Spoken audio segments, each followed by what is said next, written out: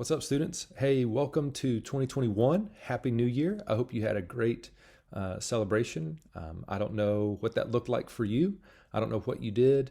I don't know if you watched like the New York City New Year's Eve.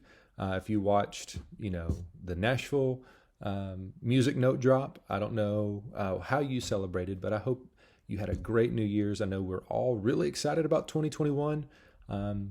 Maybe a little different than we, were expecting it to be. I know a year ago we were all really excited about 2020 and just what the new year brings. That it brings hope, it brings excitement, and it was a new decade, and none of us could have predicted what it turned out to be. And so I hope that as we think about the year that was 2020, and all that it was, it had frustration, it had change. My goodness, it had change. It had change from change to more change. We had change fatigue, we had Zoom fatigue, we had isolation, we had all kinds of things that were just hard. They were difficult, they were frustrating, and it might have even caused anxiety, it might have caused anger, it might have also caused us to just withdraw and almost give up or give in.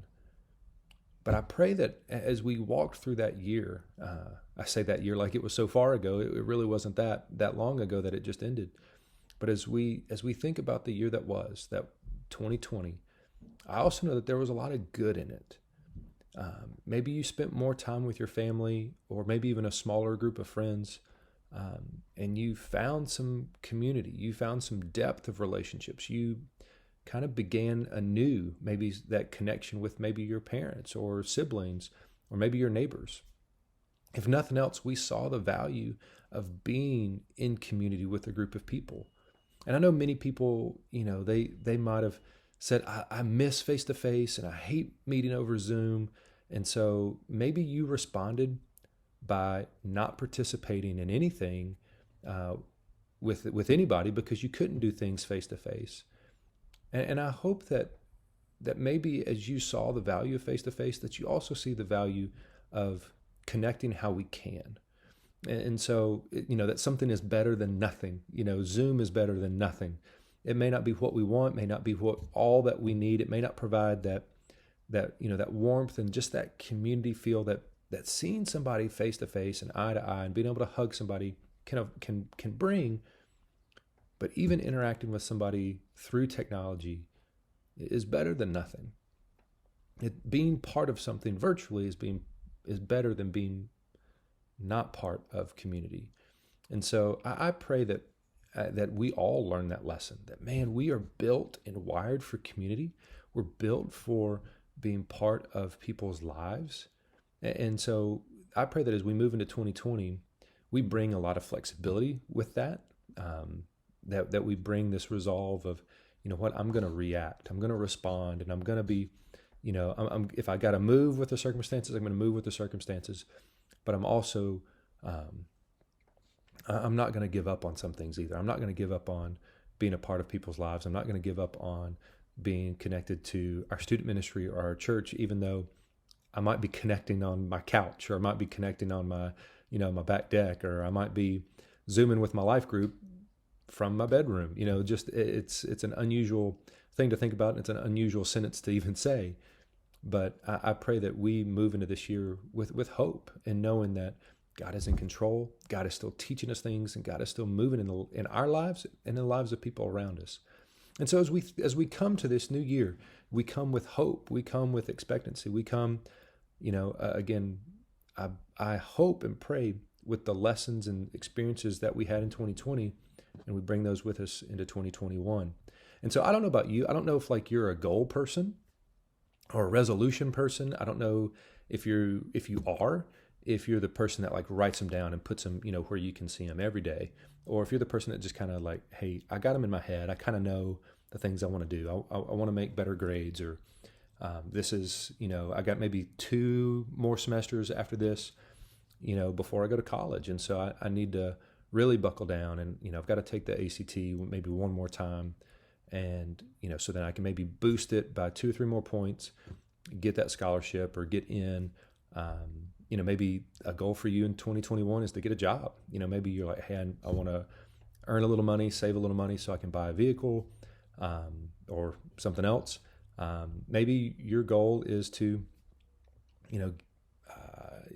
just be involved in something else at school. You're like, hey, I'm in 7th grade and I kind of want to figure out what I'm good at and what I like to do. And so I want to jump into, a club or start thinking about that. I don't know what your goals are. Your goals may be, I just want to see another human being. I just walk around my neighborhood and I just want to see another human being in the flesh and wave to them and say hi and they say hi back. That may be, your goal this week. Again, I don't know if you're a huge goal person or if you're not a goal person. And maybe no matter which one you are, these next few weeks, we are going to talk about goals. We are going to talk about, what kind of desires do you have for your life? And then how does that line up with where God and how God has called us to live? How do those work together? How does God, influence our goals? And how do we, recognize how God has wired us and those kind of things? And so no matter where you are on that, I'm going to challenge you to think about some goals over these next few weeks and certainly today. As I think about my life, I think it's safe to say that every goal that I've had, I haven't always met that goal. Haven't always achieved all my goals. And, perhaps that's maybe your story. Maybe that is one reason you're like, I don't really want to do goals because, well, I've not met all my goals, and that was disappointing and that was frustrating and I don't like that feeling. So maybe you've thought, if I don't set goals, then I won't have that feeling. Well, can I challenge you with this? If you don't have goals, then maybe are you growing in any way? Are you getting better? Are you learning new things? Are you just content staying put? So as I think about my life, when I was a middle school student and an early high school student, I had a huge goal. I mean, this was like a crazy goal. This was, like a GOAT, like the greatest of all time kind of goals. I wanted to be a professional basketball player. I wanted to be in the NBA.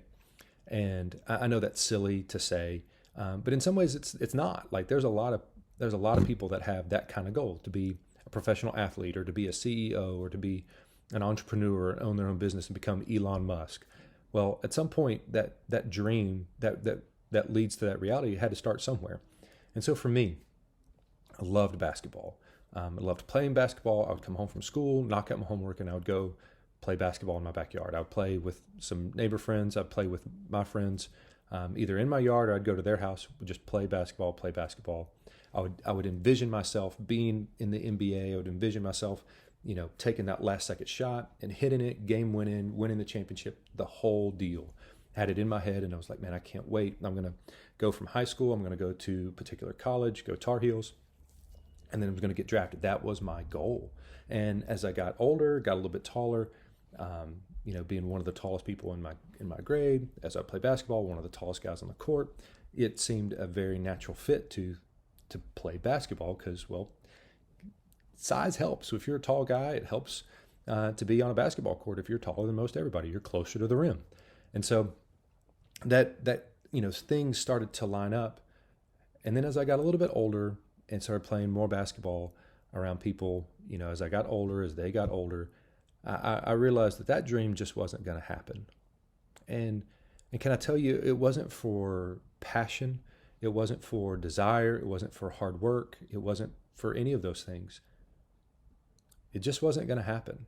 There's a difference in being good at something and being like crazy elite at something. And I was pretty good at basketball, but I was not crazy elite good at basketball. And there came a point where I realized I'm not in the 1% of 1% of 1% of basketball players in America or in the world. I'm not. And that was a sobering reality. That was hard because that meant the dream kind of had to go away a little bit. But it was also healthy for me to not live in that false reality. You've seen this on like America's Got Talent or American Idol, and there's people who are like, I'm a born singer. I'm going to be the best. And they audition and you're like, I don't know really how to say this, but this isn't your thing. And they walk away and they're like, I'll show you. And you're like, I don't know that you are. And so sometimes we live in that false reality of our dreams and we're paralyzed by it. That we don't allow that dream or goal to just kind of not die off or die out, but just kind of realize it's just not going to happen. We can try as hard as we want. We can have all the want to in the world, but we're actually going to be wasting a lot of our time trying to achieve a dream that's never going to happen instead of achieving dreams and goals that might.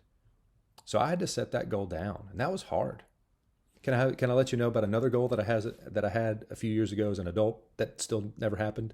If you remember Nick Atherton, he was part of our student ministry team, and then he moved on to Seattle to continue his journey in ministry. And I remember as I was hanging out with Nick one time, I was like, hey, I got a New Year's resolution. I'm going to dunk by the end of the year.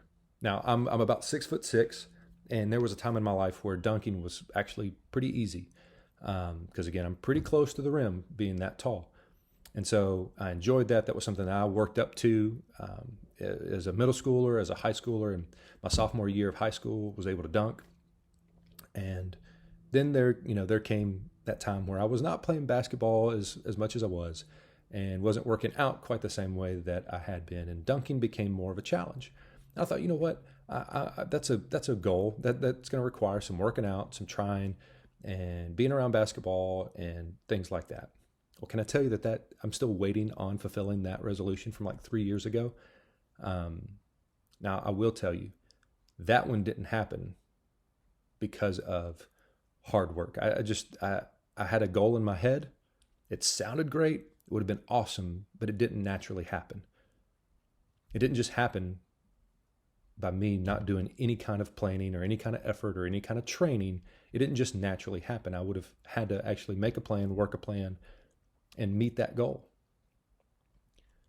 I've experienced goals not happening on multiple levels. One, just they weren't. I wasn't going to be in the NBA. I'm taller than some guys in the NBA, but they are elite, crazy good.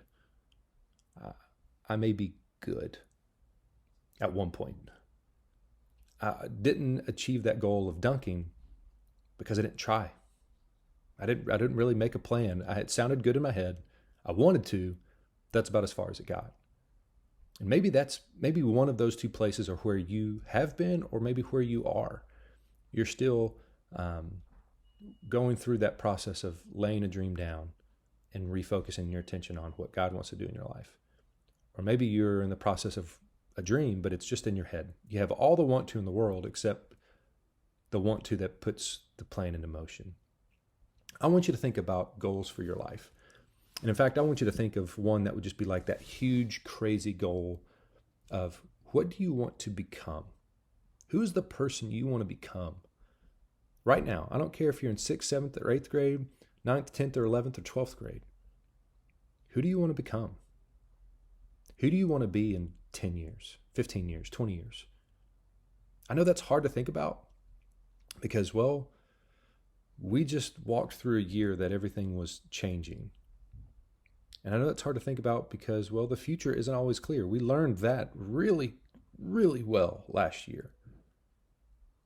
And I also know that that's hard because sometimes as a student, you're like, I'm still just trying to figure out who I am now, let alone who I may want to be way down the road. But can I tell you that maybe that's the perfect time to ask that question?